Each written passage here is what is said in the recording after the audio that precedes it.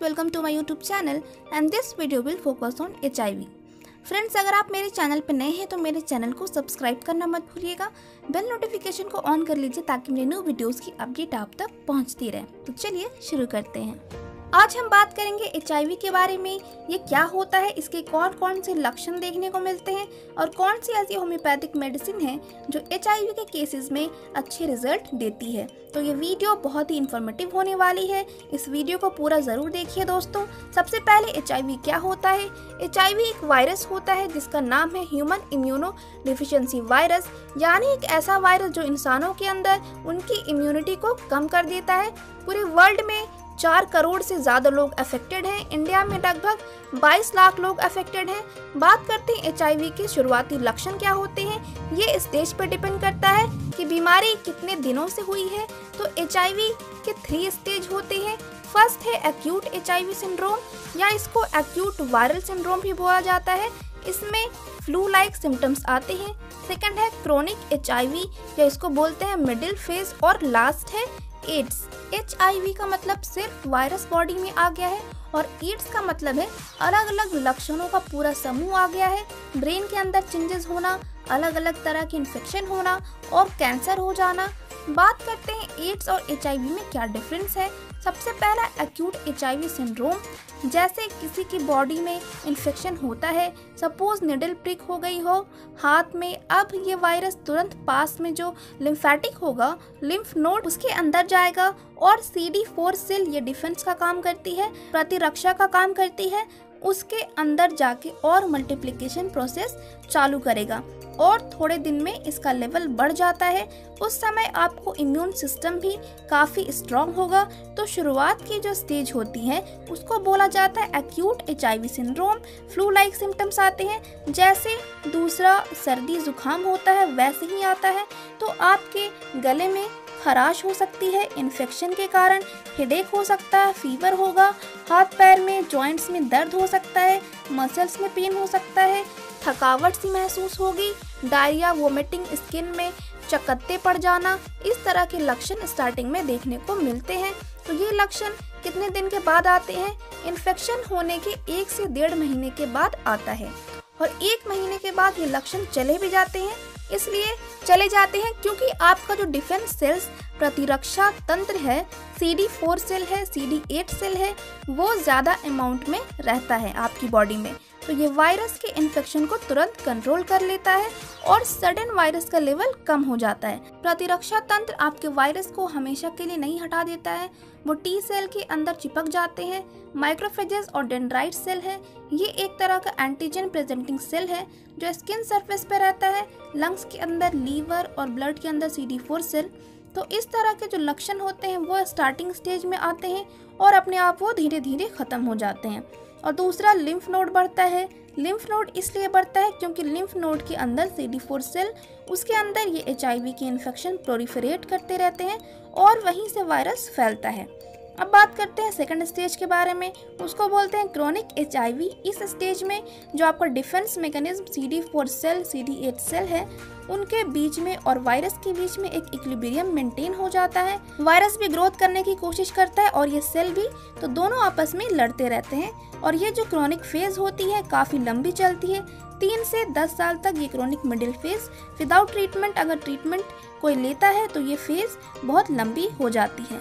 कुछ केसेस में रैपिड प्रोग्रेसर बोलते हैं, जिनमें इम्यून सिस्टम कमज़ोर हो और उन्हें ये बीमारी है तो 2 से 3 साल तक ही मिडिल फेज चलेगी, फिर एड्स में कन्वर्ट हो जाती है। और कुछ केस में बिना दवाई के ही 10, 12, 15 साल से ज़्यादा मिडिल फेज चल सकती है। मिडिल वाली जो फेज होती है उसमें 80% से ज़्यादा लोगों को किसी तरह के कोई लक्षण नहीं आते हैं।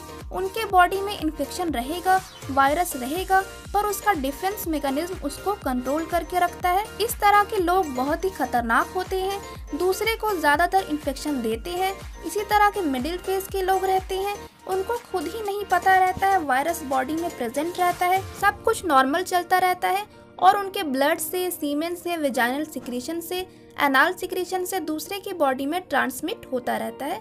अब इसके लक्षण की बात करते हैं तो कुछ केसेस में जो लिम्फ नोड बढ़ेगा तो लिम्फोडेनोपैथी हो सकती है, छोटे मोटे minor opportunistic infection oral candidiasis, herpes zoster infection हो सकता है। और फिर जैसे ही आपके मिडिल फेज है 3 से लेकर 10 साल के बीच में, तो जब आप आखिरी के पीरियड में रहेंगे तो जो इनिशियल स्टेज के सिम्टम्स थे, बुखार आना, स्किन में चकत्ते पड़ जाना, कमजोरी, थकान लगना, इस तरह के लक्षण आने लगेंगे और साथ में लिम्फ नोड इनलार्जमेंट होने लगेगा। तो समझ लीजिए अब आपके इम्यून सिस्टम कमजोर होने वाला है और वायरस का इन्फेक्शन बढ़ने वाला है। फिर यह संकेत देता है कि आगे की जो तीसरी स्टेज है, 8th स्टेज है, वहाँ पर पहुँचने वाला है। तो मिडिल स्टेज में यूजुअली असिम्प्टोमेटिक, मतलब इंसान में कोई ऐसे लक्षण बॉडी में नहीं आते हैं। लिम्फ नोड बढ़ा हो सकता है और बुखार आ जाना, बॉडी में स्किन रैशेज, चकत्ते पड़ना, कमजोरी, थकान सी महसूस होने लगेगा, थोड़े बहुत इन्फेक्शन हो सकते हैं। ये मिडिल फेज के लक्षण होते हैं। अब बात करते हैं तीसरी स्टेज, एड्स के बारे में। एड्स का मतलब बॉडी के अलग अलग पार्ट में अलग अलग लक्षण आ गए हैं। तो एड्स बिल्कुल लास्ट स्टेज होती है।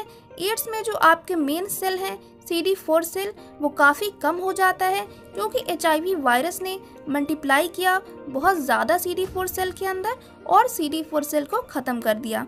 इसीलिए जब भी HIV इन्फेक्शन के लिए ट्रीटमेंट दिया जाता है तो CD4 सेल को गाइड किया जाता है कि कितना है। तो एड्स का जो इन्फेक्शन है उसमें 500 से नीचे या 200 से नीचे ही आता है CD4 सेल। इसमें 3 मेन प्रॉब्लम होती है। एक तो बाहरी जो इन्फेक्शन होते हैं, अपॉर्चुनिस्टिक इन्फेक्शन बोलते हैं, वो हो जाता है। कुछ कैंसर्स बॉडी में हो जाते हैं और ब्रेन के अंदर चेंजेस आते हैं। अपॉर्चुनिस्टिक इन्फेक्शन की बात करें तो इंडिया में सबसे कॉमन है ट्यूबरक्लोसिस, लंग्स, फेफड़े का।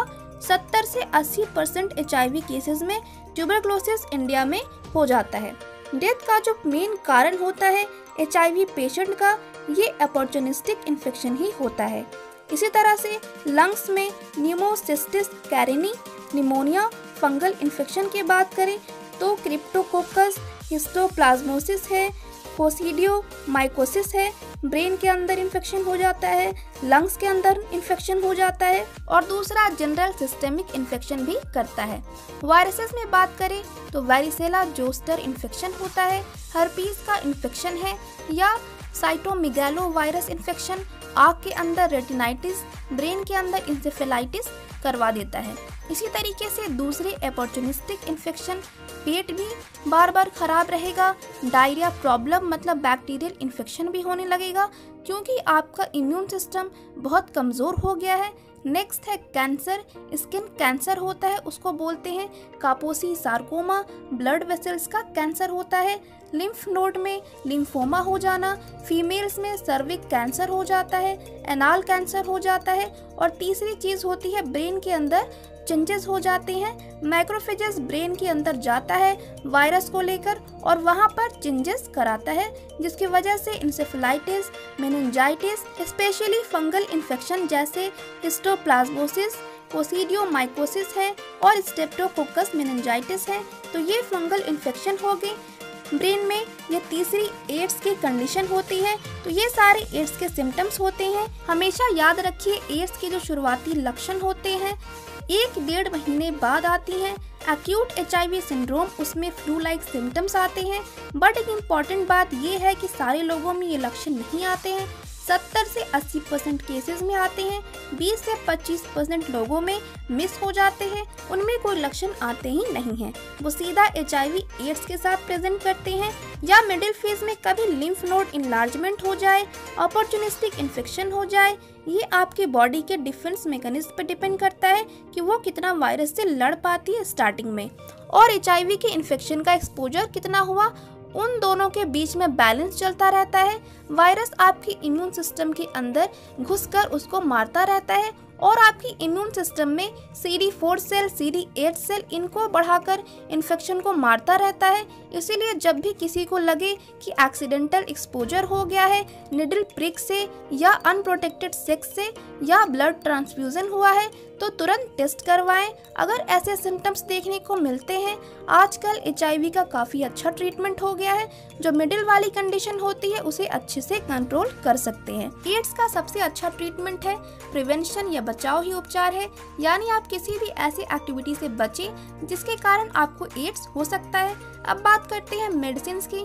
दोस्तों, एलोपैथिक के अंदर बहुत सी अच्छी मेडिसिन है जो आपको लेनी चाहिए और अपने डॉक्टर्स को फॉलो करना चाहिए। इसमें आपको किसी भी तरह की लापरवाही नहीं बरतनी चाहिए और हमेशा सेक्सुअल कांटेक्ट से ही नहीं बल्कि कोई दूसरे कारण से भी HIV के लक्षण आ रहे हैं तो डॉक्टर से कांटेक्ट करें।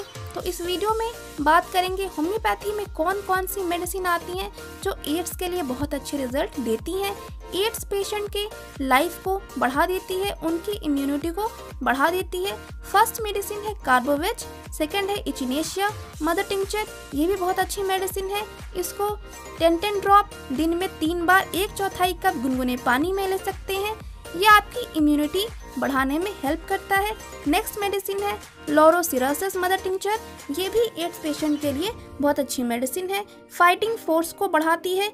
और भी कई मेडिसिन हैं जो आपके सिम्टम्स के हिसाब से डॉक्टर आपको सजेस्ट कर सकते हैं। एक बात का ज़रूर ध्यान रखें, एड्स जैसी बीमारियों का ट्रीटमेंट आप डॉक्टर से मिलकर उनके प्रॉपर गाइडेंस में ही लें, यही बेस्ट रहता है क्योंकि मेडिसिन अलग अलग पेशेंट के हिसाब से डिफर करता है। तो डॉक्टर के गाइडेंस में ही अपना ट्रीटमेंट करवाएं। तो ये था आज के वीडियो में। वीडियो अच्छा लगे तो लाइक शेयर कमेंट ज़रूर कर दीजिएगा। फिर मिलते हैं नेक्स्ट वीडियो में।